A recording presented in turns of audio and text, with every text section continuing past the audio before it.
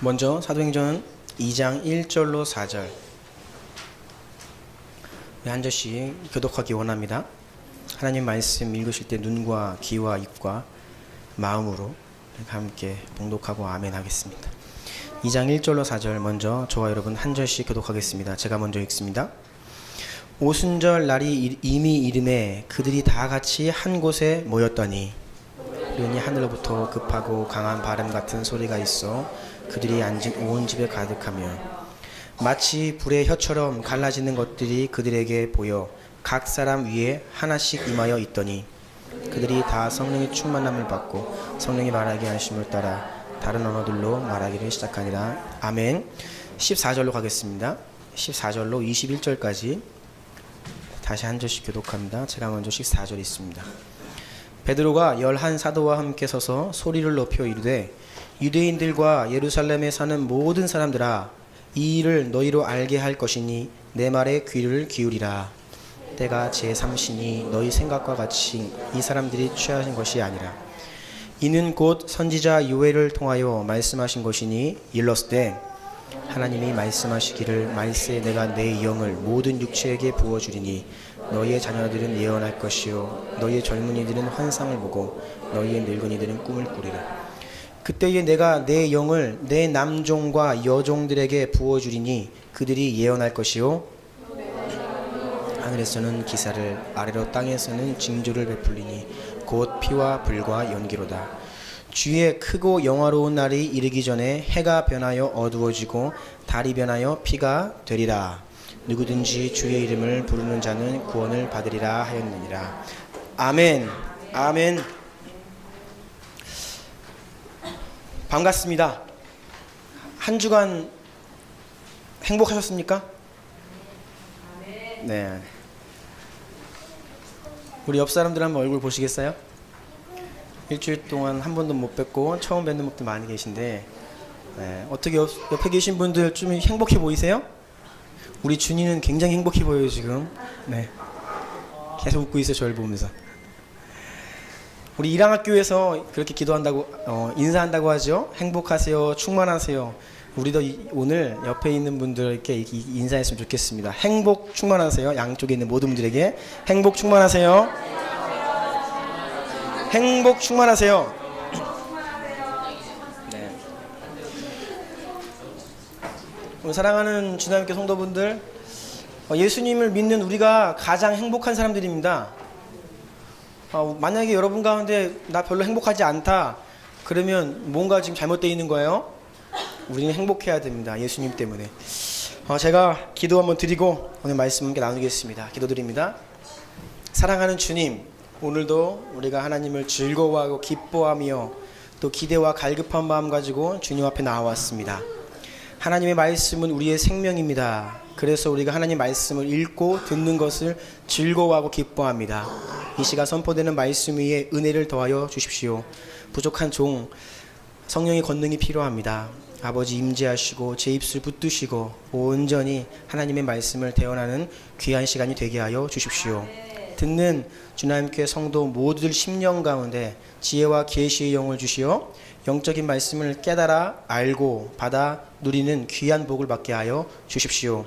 혹여라도 이 가운데 아직 살아계신 하나님을 만나지 못하고 경험하지 못한 자들이 있습니까? 그들을 긍휼히 여기시고 당신의 손으로 만지시고 경험케 하시는 이 시간 되게 하여 주옵소서. 기대합니다. 사모합니다. 예수님의 이름으로 기도드립니다. 아멘. 오늘이 무슨 주일이라고요?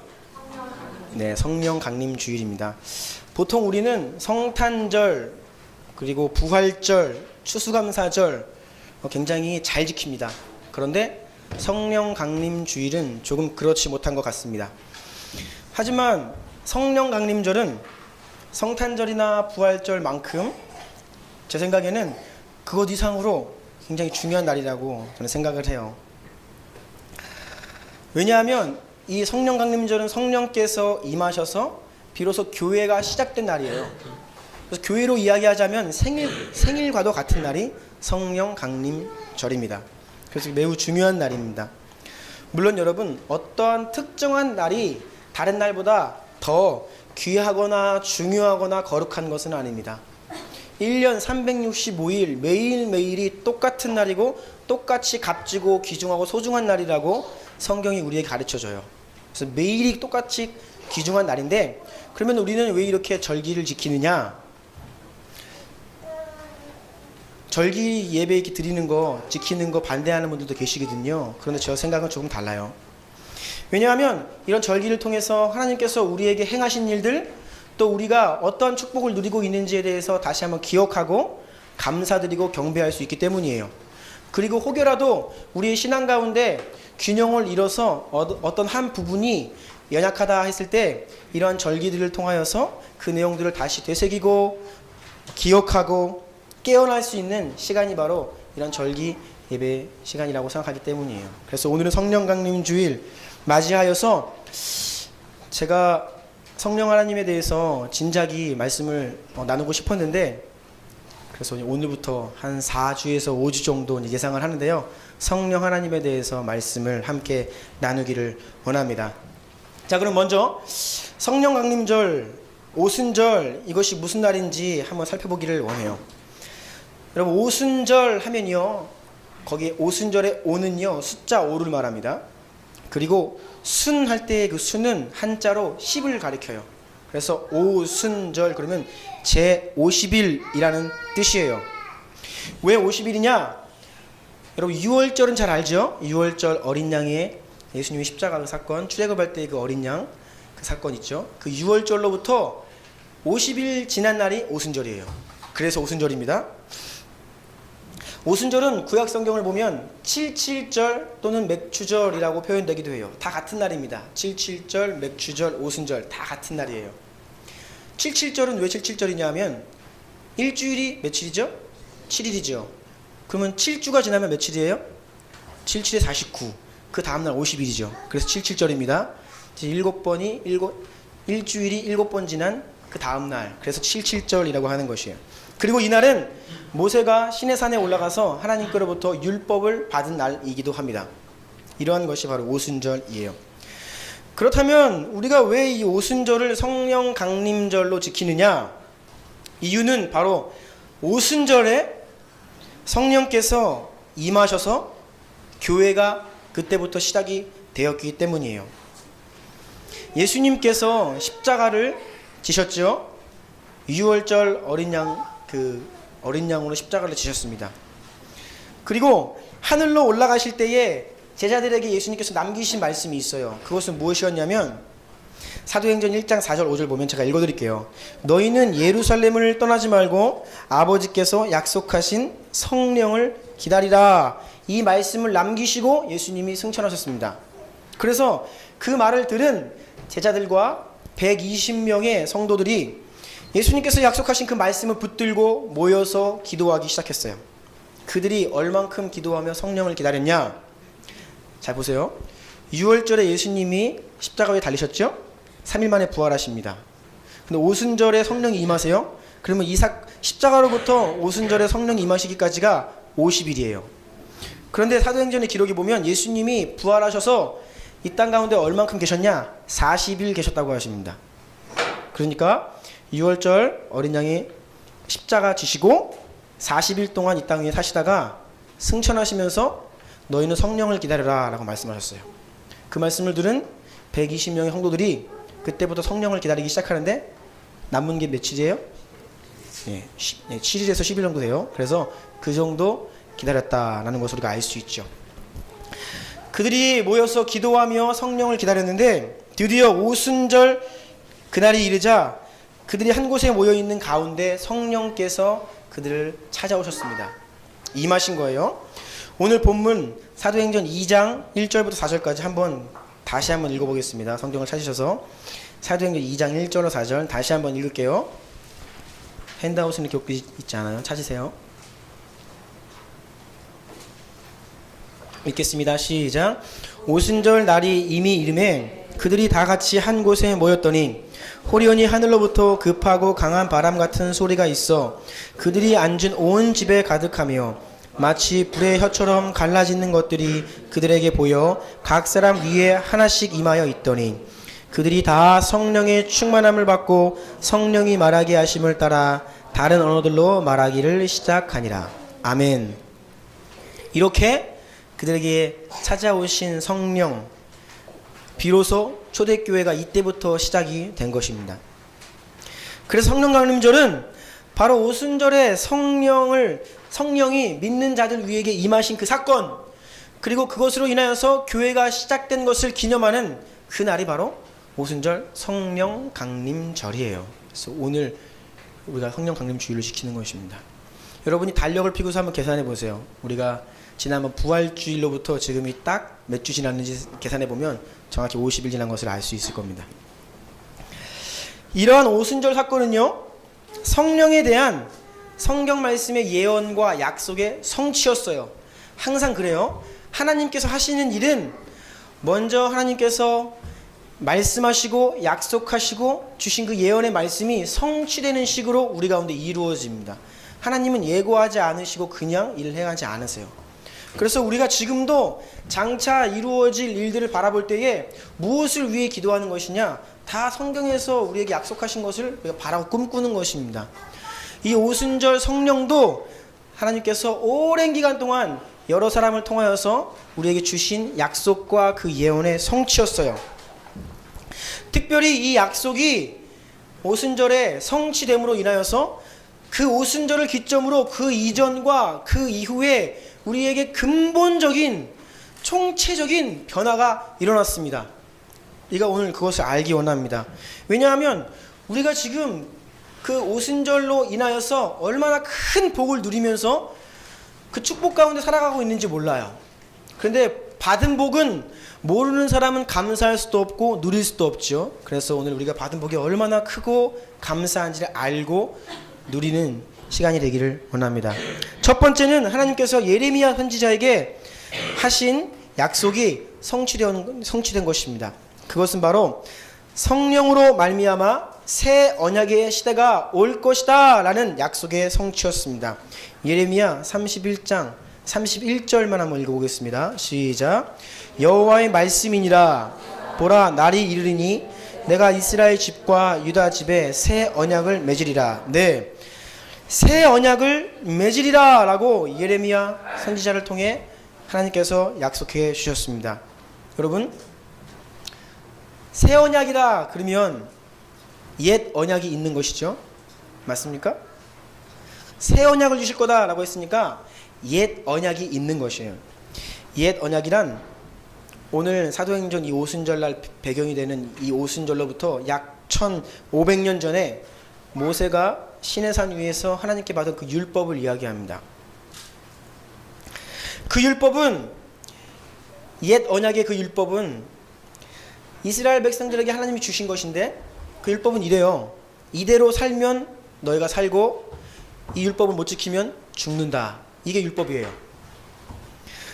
그런데 단 한 사람도 그 율법을 지킨 사람이 없습니다. 우리가 잘 아는 대로 출애굽한 이스라엘 백성들이 처음부터 출애굽을 하기 이전부터 10가지 재앙을 다 받고요. 나오자마자 홍해가 갈라지는 기적을 받고 그것을 걸었습니다. 그리고 밤에는 불기둥, 낮에는 구름기둥이 그들을 인도했고요. 매일같이 만나, 뭐 아무 일도 안 하는데 매일 먹을 게 생겨요. 이런 기적을 경험한 사람이 있습니까, 이 가운데? 이런 엄청난 기적을 매일매일 경험하고 살아갔던 이스라엘 백성들이지만 그들도 어떻게 했냐? 악심을 품고 죽어갔어요. 그 율법을 지킬 수가 없었습니다. 이러한 모습이 구약 성경 전체에서 반복이 돼요. 하나님은 계속해서 원하시고 바라시고 기다리시는데 하나님의 백성들이 계속해서 하나님을 떠나고 타락하고 범죄하고, 이것이 구약 성경에서 계속해서 반복되는 것입니다. 그래서 이 옛 언약, 그래서 구약인 거예요. 이 구약 성경이 우리에게 준 결론이 뭔지 아십니까? 너희 죄인들에게는 소망이 없다. 이게 결론이에요. 너희는 아무 소망이 없다. 너희는 그냥 멸망받을 존재이다. 이것이 구약 성경의 결론입니다. 이것이 구약이에요. 하지만 절망과 신음 가운데 있던 죄인들에게 예레미야는 하나님으로부터 새 언약의 새 시대가 우리에게 올 것이라고 예언을 했어요. 아까 읽은 31절 이어서 33절 읽겠습니다. 시작. 내가 이스라엘 집과 맺을 언약은 이러하니 곧 내가 나의 법을 그들의 속에 두며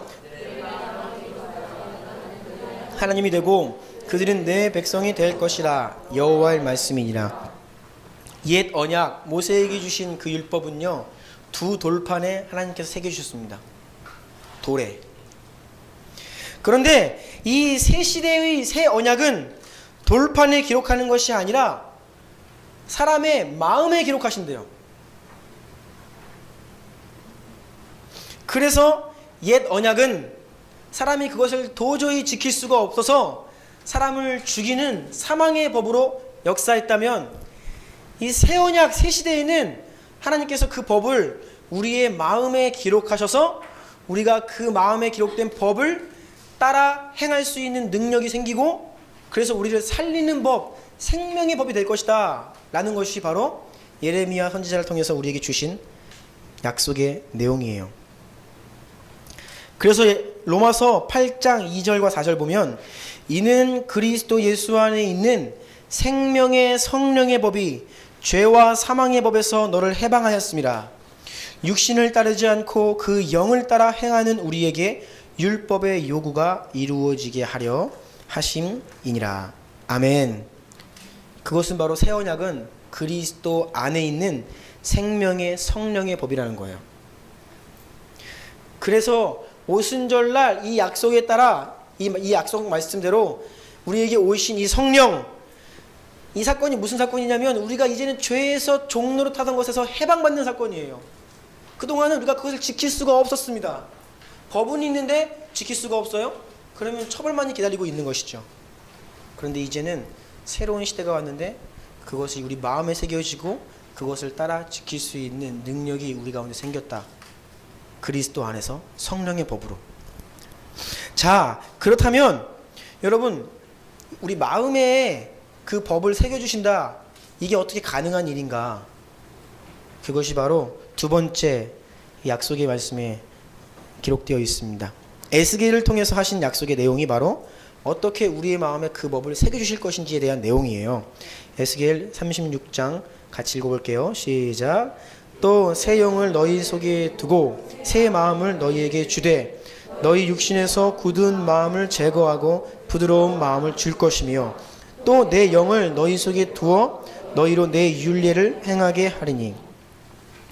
하나님의 법을 우리 마음에 기록하신다는 것은 다른 게 아니라 성령께서 우리 안에 오신다라는 거예요. 성령께서 우리 안에 오신다, 그 약속입니다. 그래서 그 성령으로 인하여서 우리의 마음이 근본적으로 변화를 받는 거예요. 새 마음이 되는 것입니다.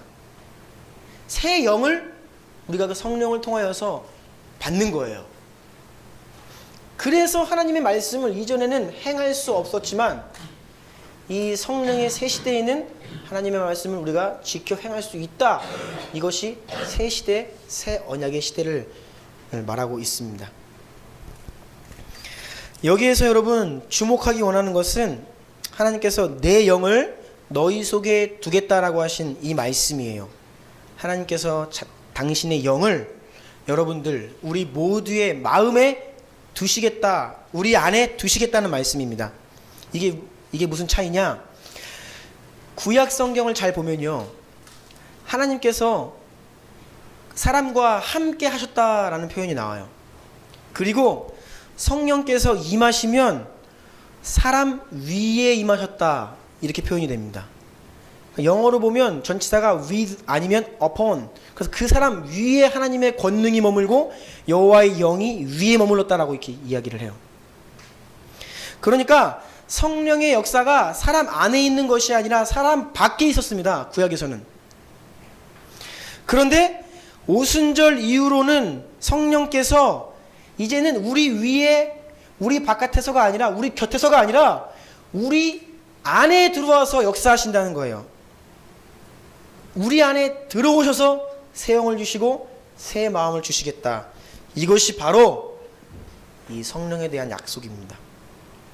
그래서 오순절 임하신 성령께서 이러한 새로운 시대, 성령의 시대를 우리 가운데 열어 놓으신 거예요. 이것이 그리스도 안에서 가능한 겁니다. 예수님께서 십자가 위에서 우리의 더러운 추한 이 마음을 깨끗하게 하시기 때문에 이제 비로소 성령께서 우리 안에 들어오실 수 있게 된 거예요. 더 나아가서 근본적인 차이가 지금 말씀드린 거예요. 구약에서는 오순절 이전에는 성령께서 사람 밖에서 역사하셨다. 그런데 그 이후로 지금 우리에게는 우리 안에서 성령께서 역사하신다는 거예요. 그런데 두 번째 근본적인 변화가 있는데 그것은 요엘 선지자를 통해 하신 약속을 통해 우리가 알 수 있습니다.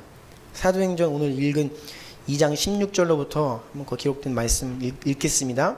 시작. 이는 곧 선지자 요엘을 통하여 말씀하신 것이니 일렀을 하나님이 말씀하시기를 말세에 내가 내 영을 모든 육체에 부어주리니 너희의 자녀들은 예언할 것이요 너희의 젊은이들은 환상을 보고 너희의 늙은이들은 꿈을 꾸리라. 그때 내가 내 영을 내 남종과 여종들에게 부어주리니 그들이 예언할 것이요 누구든지 주의 이름을 부르는 자는 구원을 받으리라 하였느니라. 여기에서 주목할 두 가지 단어는요, 첫 번째 모든 육체에게 라는 말입니다. 모든 육체에게. 두 번째는 부어주다 이 말이에요. 이 두 가지 단어를 주목했으면 좋겠어요.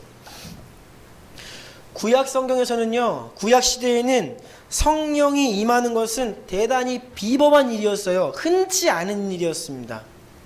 한 시대 가운데 특별히 구별된 한 사람, 두 사람, 매우 특별한 사람에게 성령이 임하셨어요. 그것도 그 안에가 아니라 그 바깥에서 역사하셨다는 것이죠. 소수의 사람들에게 임하셨다는 거예요. 그런데 이 요엘 선지자를 통하여서 주신 말씀이 오늘 오순절날 이루어지는데 그 약속은 무엇이었냐면 첫 번째, 성령이 임하시는 정도가 아니라 부어진다는 거예요. 여러분, 임하신다와 부어진다 말 뉘앙스 차이를 아시겠어요?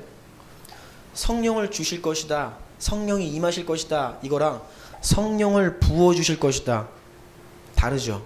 그러니까 이전에 구약시대에 역사했던 그 성령의 역사는 정말로 차원이 다른 엄청나고도 강력한 성령의 역사가 우리 가운데 부어지는 거예요. 이렇게 부어지는 겁니다. 그게 오순절날 우리가 살아가는 이 시대입니다. 그리고 모든 육체에게라고 하셨어요. 이제는 한 명, 두 명, 구별되고 특별한 사람이 아니라 모든 육체에게 남녀노소, 인종, 지위를 상관없이 누구든지 주의 이름을 부르는 자, 그리스도 안에 있는 모든 자에게 그 성령을 부어주신다고 약속하신 그 성취가 바로 오순절 성령의 임하신 사건이라는 것입니다. 여러분, 너무나 놀라운 거예요.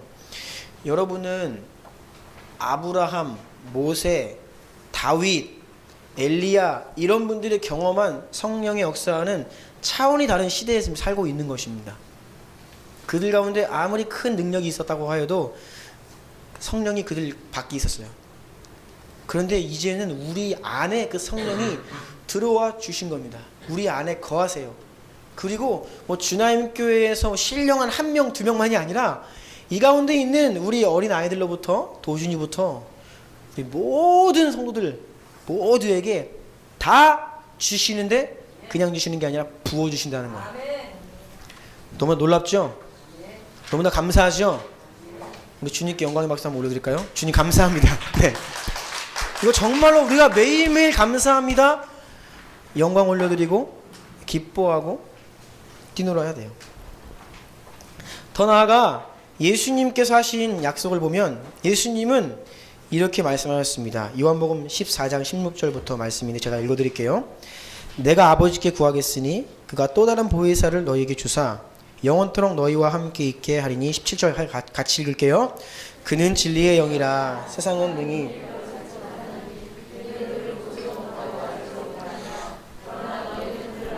그는 너희와 함께 거하심이요 너희 속에 계시겠음이라. 성령께서 우리 모든 사람 안에 거하실 뿐 아니라 이제로부터 영원토록 함께 하신다는 거예요. 이것도 구약과 오순절 이후 살아가는 우리의 차이입니다. 구약을 보면요, 성령께서 그 안에 머물지 않고 밖에 머무셨기 때문에 뭐 사울이나 삼손 이런 사람들 보면요, 그 성령의 역사가 있다가 떠나가요. 아시죠? 그런데 근본적으로 이 신약 시대에 사는 우리에게는 성령께서 우리 바깥에 머무시지 않고 우리 안에 오시는데, 예수님의 약속의 말씀에 따르면 뭐라고요? 영원토록 너희와 함께 있겠다.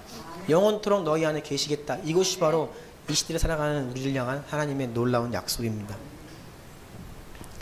그래서 저와 여러분은, 우리 모두는 이제 성령께서 우리 안에 거하시는 우리 스스로는 하나님의 거룩한 성전이 된 거예요. 고린도전서 3장 16절, 너희는 너희가 하나님의 성전인 것과 하나님의 성령이 너희 안에 계시는 것을 알지 못하느냐. 그래서 구약 시대에는 하나님의 임재가 있고 하나님이 거하시던 것이 예루살렘 성전, 그거 하나였어요. 성막, 거기만 하나님이 임재하셨다니까요. 그런데 이제는 모든 육체들 가운데 성령께서 그 안에 거하시기 때문에 이제는 성전이 이 공간이 아니에요, 여러분. 건물이 성전이 아닙니다. 잘못된 말이에요. 이제는 성전은 저와 여러분, 우리 모두가 성령께서 거하시는 성전이에요. 자신의 가슴에 한번 손을 얹으시겠어요? 따라해 보시겠습니다. 나는 성령께서 거하시는 하나님의 성전입니다. 아멘이세요? 그래서 여러분의 이 몸을 함부로 다루시면 안 돼요. 우리가 이 몸을 갈고 닦고 깨끗하고 정결하게 해야 합니다. 오순절 임하신 성령으로 인하여서 우리는 새 시대를 살아가고 있습니다. 예수 십자가의 보혈로 죄사함을 받아서 거룩하게 된 우리가 성령을 받아 우리 영혼이 새롭게 되었고 새 마음을 얻었고 우리 마음에 생명의 법이 새겨졌고 더 이상 죄의 종로로 타지 않고 하나님의 뜻대로 살아갈 수 있는 능력을 우리가 받게 된 것이에요. 그것이 바로 여러분 가운데 계시는 성령님으로 인하여서 가능케 된 것입니다. 이 은혜는 놀라운 것입니다. 하나님께 감사하기를 원해요. 자, 다음 페이지로 가겠습니다. 이렇게 우리 모두 안에 찾아와서 거하시는 그 성령 하나님, 그분은 우리와 교제하시는 하나님이세요.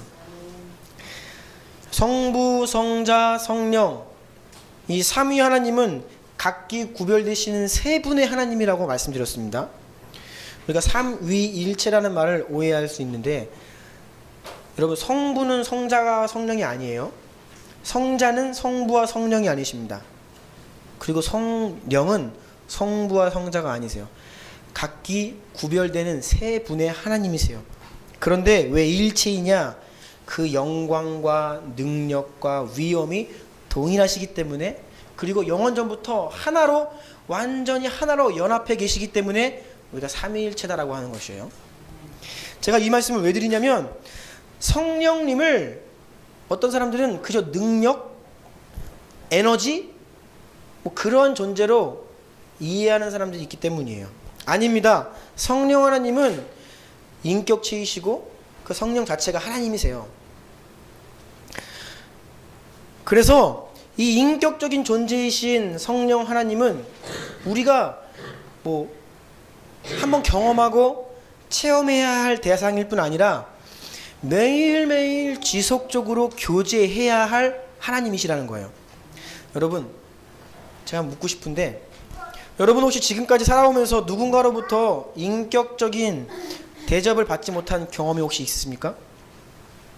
마치 물건 취급당하고, 내가 존재하는 이유가 나 자체가 아니라 내가 가진 그 무엇, 뭐 돈을 많이 가진 사람은 내 돈을 원하는 거예요. 저 사람이.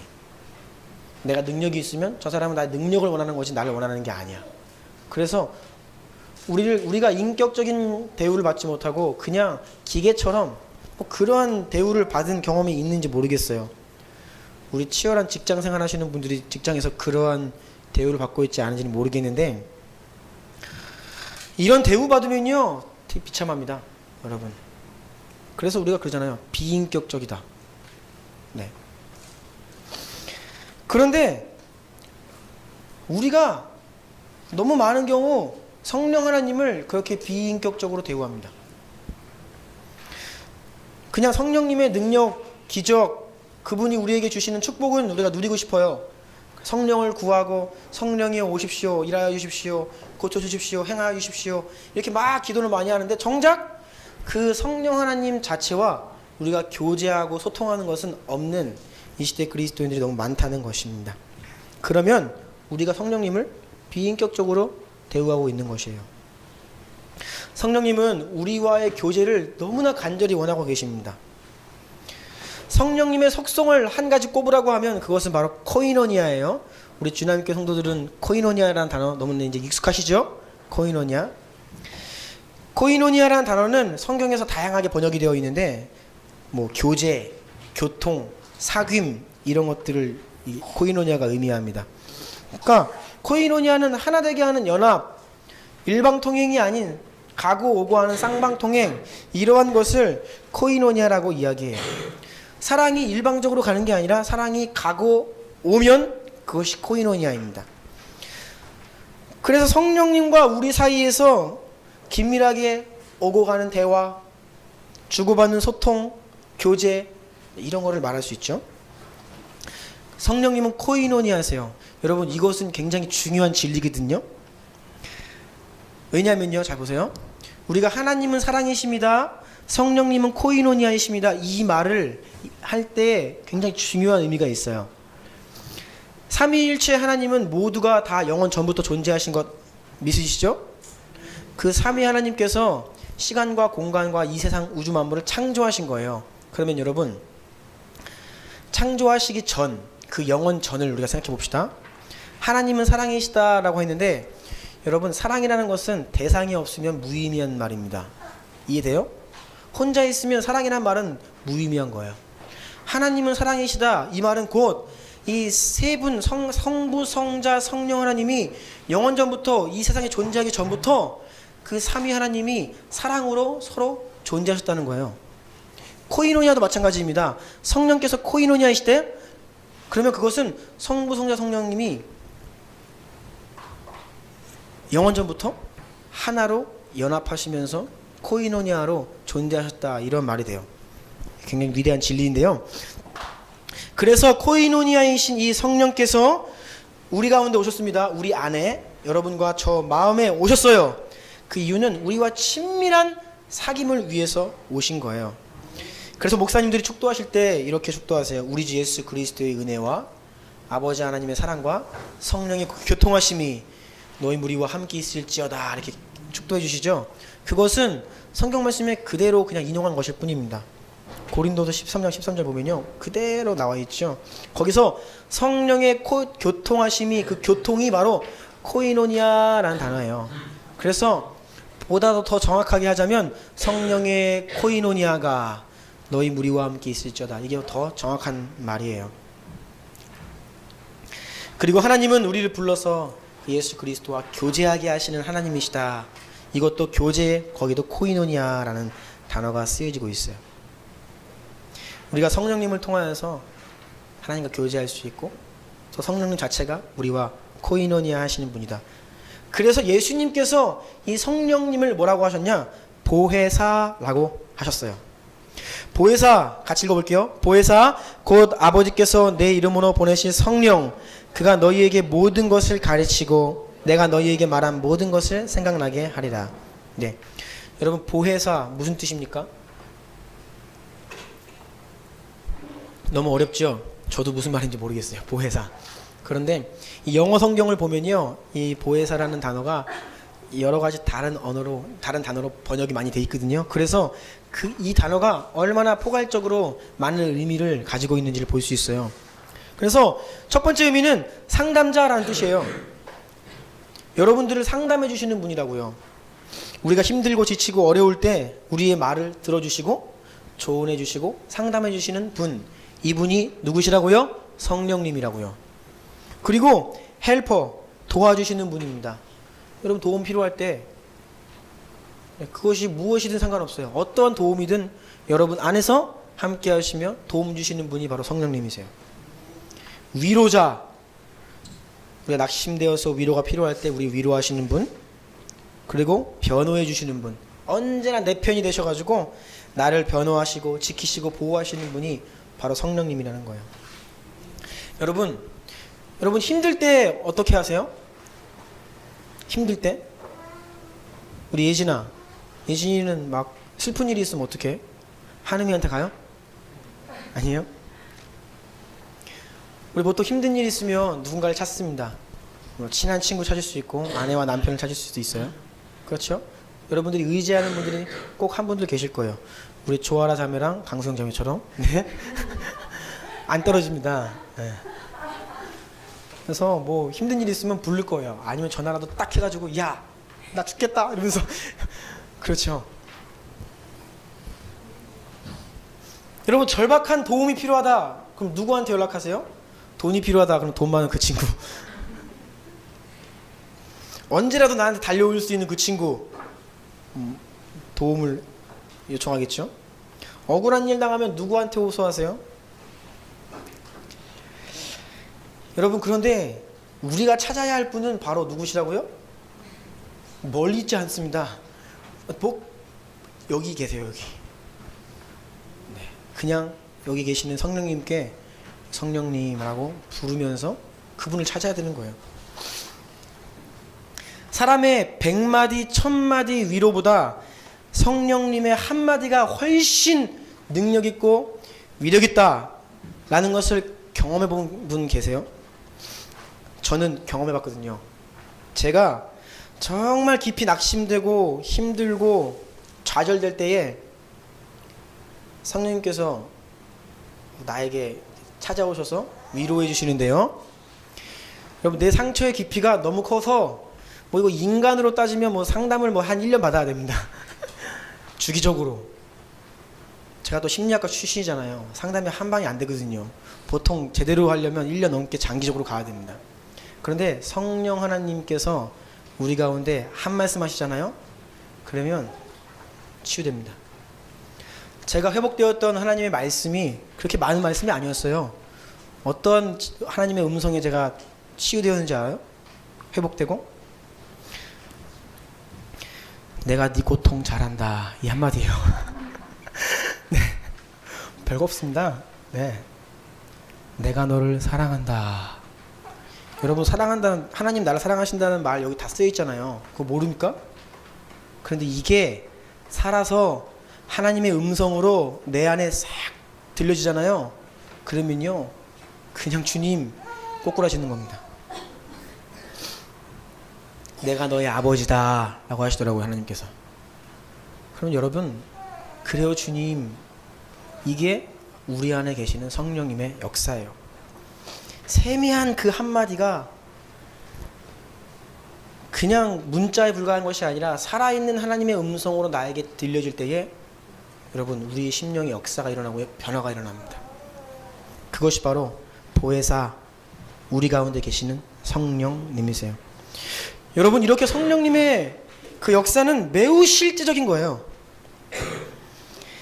여러분 가운데 계시는 그 성령 하나님과 얼마나 깊은 소통을 하시고 교제하고 계십니까? 여러분은 가장 큰 도움이신 그분을 마음에 모시고 사는데 그분께 얼마나 많은 도움을 받고 사세요? 힘들 때 그분의 위로를 얼마나 누리며 살아가십니까? 그 엄청난 분이 우리 가운데 와 계시는 거예요. 정말 그분은 실제적으로 우리에게 도움을 주시고 역사하시는 하나님이세요. 그래서요 성령님과의 이런 친밀한 교제는 살아있는 하나님과의 살아있는 관계의 핵심입니다. 우리 가운데 혹시라도 이런 하나님과의 교제가 지식적이고 형식적이고 아직 실제가 되지 못하고 있다고 하면 여러분 이것이 실제가 되기 위하여 주님께 마음을 내어드리고 우리가 기도해야 합니다. 그냥 성경에 성령님은 이런 분이래, 내 안에 계시되 내가 예수님을 믿으니까 이건 성령의 역사래, 그러니까 그분은 지금 내 안에 계신 거야 라고 그냥 지식적으로 가르침을 얻어서 아는 것이 아니라 정말 내 가운데 계신 그 성령님을 느끼고 누리고 경험하셔야 한다는 거예요. 이것이 없으면요 살아있는 하나님의 관계가 아니라 형식과 지식의 신앙생활이 계속되면 그것이 바로 형식이 되고 주일날 교회에 나와도 이거 습관적으로 딱 나오는 것입니다. 타성에 젖어가지고 화석가도 같이 굳어서 이게 바로 성경에서 말하는 외식이에요. 외식. 그냥 굳어버리는 겁니다. 종교 생활. 우리의 신앙이 종교 생활이 되면 우리의 믿음은 죽은 것이 되고 맙니다. 그래서 하나님과의 살아있는 친밀한 교제는 우리 신앙생활의 굉장히 핵심적인 요소예요. 예수님께서 이렇게 말씀하셨어요. 내 양은 내 음성을 들으며 나는 그들을 알며 그들은 나를 따르느니라. 여러분, 예수님이 목자이시고 우리가 양이에요. 양이 목자의 음성을 듣지 못하면 우리는 곁길로 가게 됩니다. 그러니까 예수님께서 내 양은 내 음성을 듣는다고 하세요. 여러분, 그 주님의 음성 듣고 따라가는 게 신앙생활이에요. 다른 게 아니라요. 이렇게 와서 뭐 예배드리고 신앙 고백하고 이게 신앙생활이 아니라 우리가 주님과 교제 가운데 주님의 음성을 따라가는 게 신앙생활이라고요.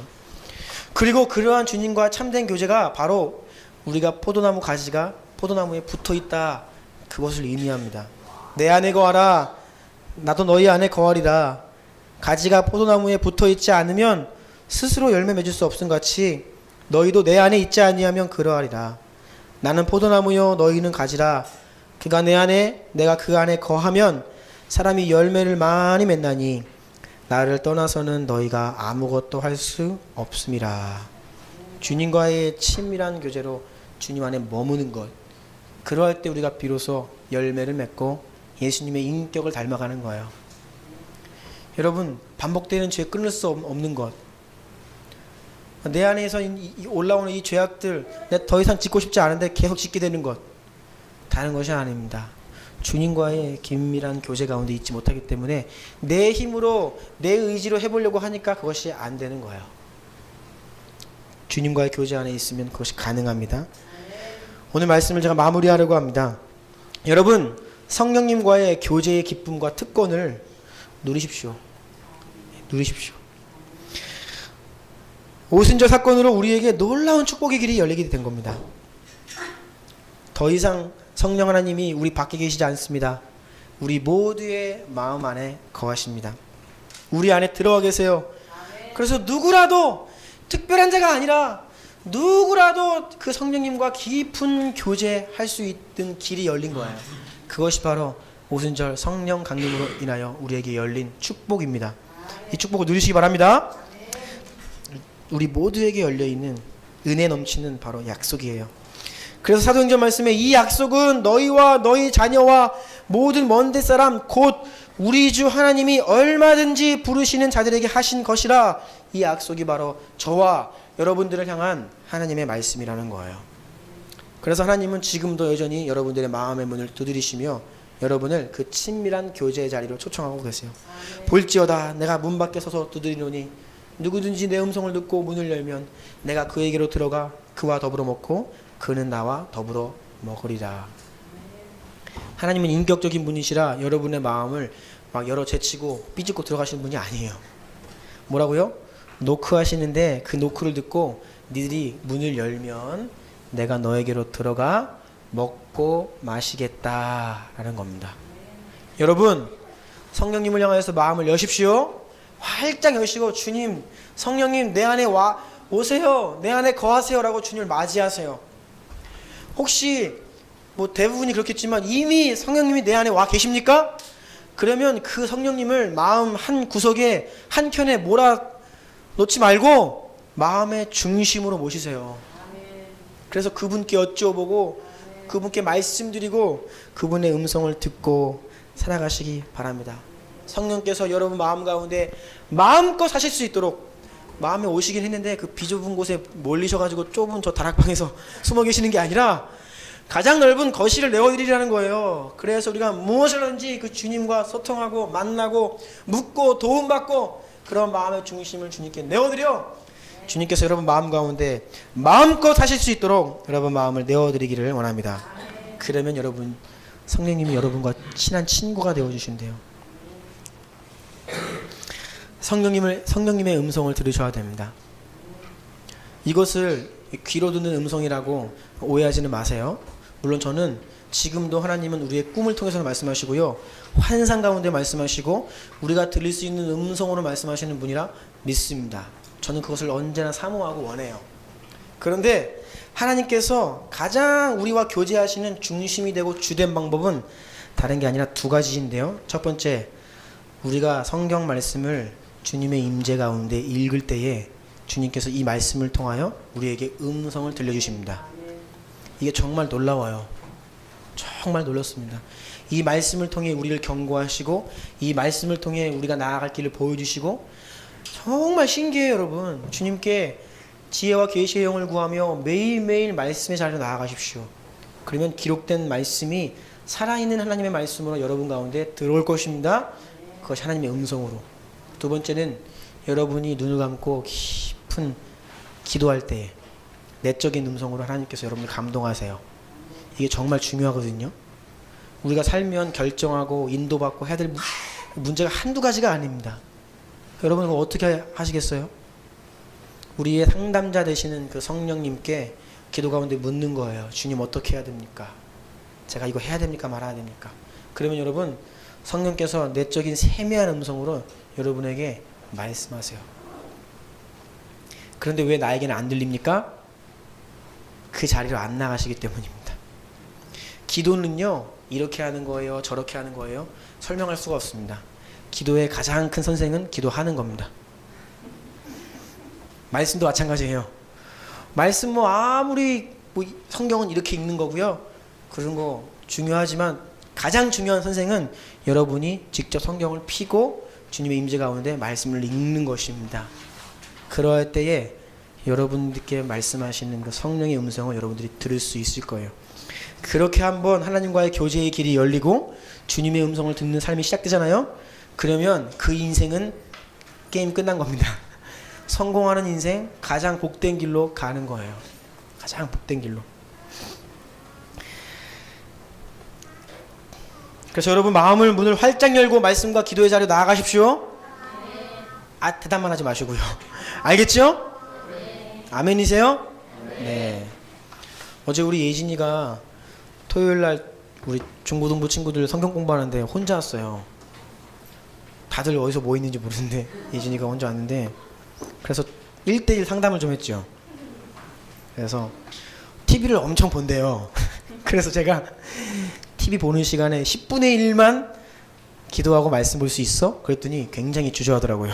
약속을 못하겠대. 너무 많이 봐가지고 10분의 1만 따져도 너무 많대요. 그래서 두 가지 방법이 있는데, 첫 번째는 TV 보는 시간을 조금 줄여라. 그 다음에 1시간 보면 1시간이 60분이니까 6분이죠. 1시간에 TV 보면 6분만 한번 하나님께 기도해봐라. 그렇게 약속했거든요. 예진아, 어저께 지켰어요? 집에 가서? 그래요. 지켰대요. 이러한 자그마한 하나하나가 여러분 하나님의 음성을 듣는 교제의 자리를 여러분 인도하는 겁니다. 알겠죠? 큰 것을 바라지 말고요, 처음에는 자그마한 것부터. 내가 매일매일 주님 찾지 못한다? 한 장이라도 읽으십시오. 5분이라도 기도하십시오. 조금씩 늘려가시는데 매일매일 하시는 게 중요해요. 시편 25편 말씀 한번 다 같이 읽겠습니다. 마지막에 기록된 말씀 시작. 주님의 길을 나에게 보여주시고 내가 마땅히 가야 할 그 길을 가르쳐 주십시오. 주님은 내 구원의 하나님이시니 주님의 진리로 나를 지도하시고 가르쳐 주십시오. 나는 종일 주님만을 기다립니다. 아멘. 여러분 이 기도, 이 마음으로 인생을 사시기 바랍니다. 종일 주님을 기다리시기 바랍니다. 종일 주님을 찾고 구하시기 바랍니다. 그러하면 성령님과의 깊은 교제에 가장 큰 축복의 길이 여러분의 인생 가운데 열리고 코이노니아의 실제가 여러분의 인생 가운데 시작될 것입니다. 아멘입니까? 아멘. 오늘 우리 들은 말씀 가지고 한번 기도하기 원합니다. 여러분 성령 강림 주일 오순절날 임하신 그 성령님은 이제 우리 바깥이 아니라 여러분들 안에 찾아오신 거예요. 여러분들 모두의 심령 가운데 그 성령님이 계십니다.